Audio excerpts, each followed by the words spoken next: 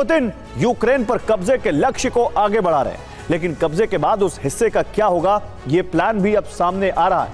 रूसी मीडिया में हो रही चर्चा और यूक्रेनी मीडिया की रिपोर्ट से पता चला है कि कब्जे के बाद रूस एक बहुत बड़े विभाजन वाले प्लान पर काम करेगा, जिसके तहत कब्जे वाले इलाके में रूसी मूल के लोगों को बसाया जाएगा, तो वही बरसों से उन इलाकों में यूक्रेनी मूल के लोगों को बाकी बचे इलाकों में जाना होगा। एक रिपोर्ट में दावा किया गया है कि नीप्रो नदी तक रूस की सीमा होगी और कब्जे वाले इलाके में रूस के समर्थक जो अब तक यूक्रेन में अल्पसंख्यक हैं, उन्हें जमीन दी जाएगी। अब तक रूस यूक्रेन के ड्रोन एक दूसरे की सीमा में जा रहे हैं, लेकिन भविष्य में ऐसा ही इंसानों के साथ भी होने वाला है।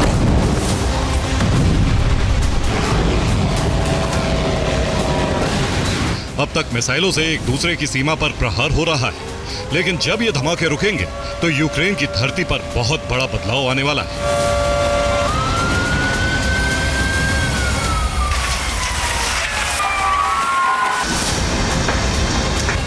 यूक्रेन के कितने हिस्से पर रूस कब्जा चाहता है, इसको लेकर अलग अलग दावे हैं।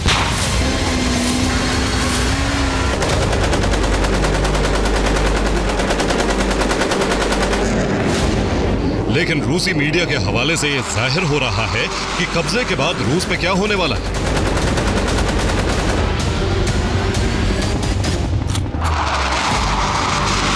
रूस के प्लान को ऑपरेशन रजदिलिनिया कहा गया है, जिसका मतलब है विभाजन, यानी रूस एक बड़े बंटवारे का प्लान बना चुका है।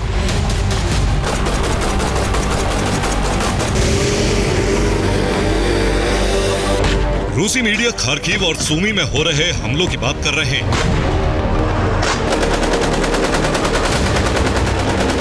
लोग कीव या लवीव की तरफ शिफ्ट क्यों होंगे, इस प्लान को समझिए।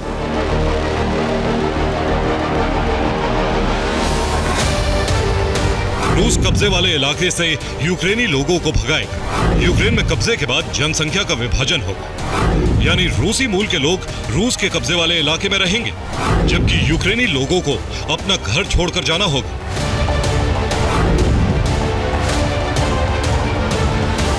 यूक्रेन में रूसी मूल के लोगों की भी बड़ी आबादी है, खासकर डोनबास रीजन में ऐसे लोग सबसे अधिक हैं।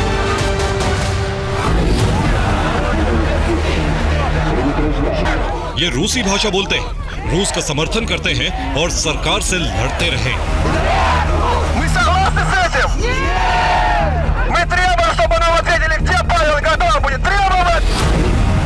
रूस का लक्ष्य नीप्रो नदी को बॉर्डर बनाना है। रूसी मूल के लोग इन इलाकों में अल्पसंख्यक हैं। यूक्रेन की बहुत बड़ी आबादी घर छोड़ने के लिए मजबूर होगी।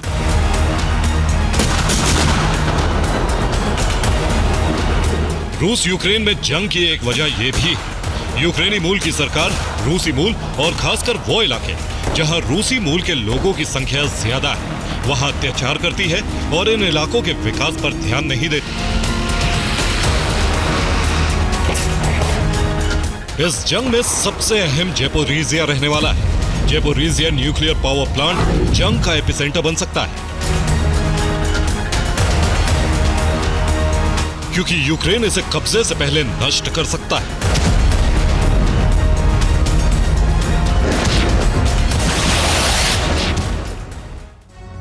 और ज़ैपोरिज़िया पर कब्जे की जंग में बेहद अहम है, क्योंकि यहां ज़ैपोरिज़िया न्यूक्लियर पावर प्लांट है।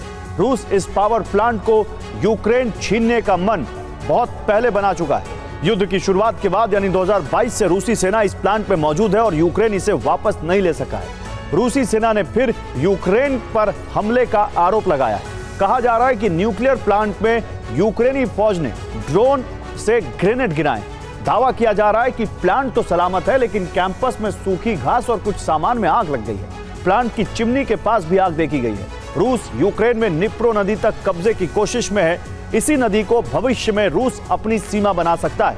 ज़ैपोरिज़िया भी इसी इलाके में है, इसीलिए रूस ज़ैपोरिज़िया पर कब्जे की कोशिश में है।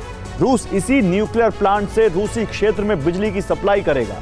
अब सवाल है कि इस युद्ध में क्या प्लांट सलामत रह सकेगा या फिर रूस या यूक्रेन के युद्ध में यह नष्ट हो जाएगा और तबाही की वजह बनेगा।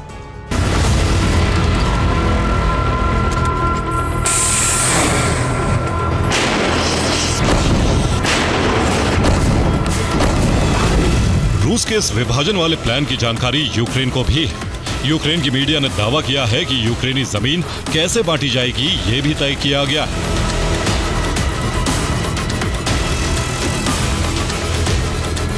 यूक्रेनी मीडिया के मुताबिक रूस के समर्थक और युद्ध लड़ने वालों को जमीन मिलेगी। रूस समर्थकों को 2 हेक्टेयर जमीन का तोहफा दिया जाएगा। डोनबास में मौजूद रूसी समर्थक लड़ाकों को जमीन मिलेगी। यानी निप्रो नदी तक रहने वाले यूक्रेन के लोगों को कीव और दूसरी जगहों पर भेजने के बाद पुतिन सरकार जमीन रूसी समर्थकों को बांट देगी।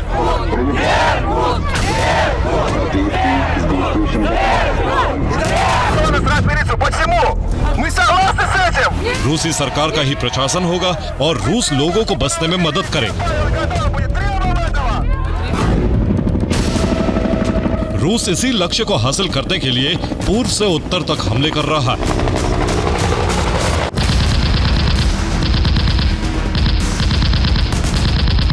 अब यूक्रेन के पास एक ही रास्ता है कि वो रूस को इस लक्ष्य को हासिल करने से पहले युद्ध विराम करने पर मजबूर करे।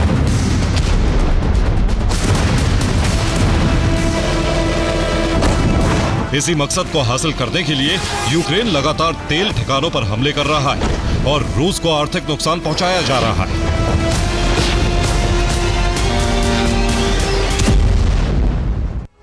और अब यूक्रेन रूस के कब्जा प्लान को नाकाम करने के लिए रूसी तेल डिपो को निशाना बना रहा है। यूक्रेन का यह अभियान जारी है। यूक्रेन के टारगेट पर रूसी तेल भंडार और इसका प्रोडक्शन केंद्र है। यूक्रेन को कामयाबी भी मिली है और लगातार हमलों की वजह से रूस में करीब 40% प्रोडक्शन बंद हो चुका है। रूस के तमाम शहरों के अलावा क्रीमिया में भी तेल की किल्लत शुरू हो गई है। यूक्रेन रूस को आर्थिक नुकसान पहुंचाकर कब्जा टालने की कोशिश में। अब सवाल है कि तेल के लिए क्या रूस झुक जाएगा और यूक्रेन में कब्जे का प्लान फेल हो जाएगा?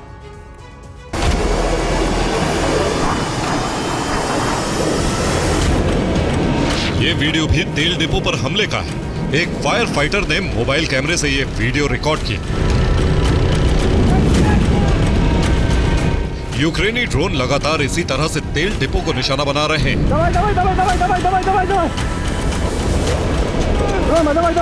रूसी सैन्य ठिकाने पर मची इस तबाही से अंदाजा लगाया जा सकता है कि अब सिर्फ ड्रोन नहीं बल्कि यूक्रेन अपनी मिसाइलों की ताकत का भी प्रदर्शन कर रहा है। ज़ैपोरिज़िया में लगातार हमले हो रहे हैं और तबाही मच रही है।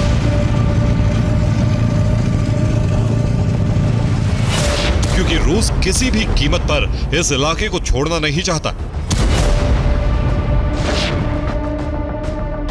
डोनेस्क में तबाही का ग्राफ लगातार बढ़ता जा रहा है। रूसी सेना ने याम्पेल गांव को गोलाबारी से तबाह कर दिया। Bureau report, TV9 Bharatvarsh.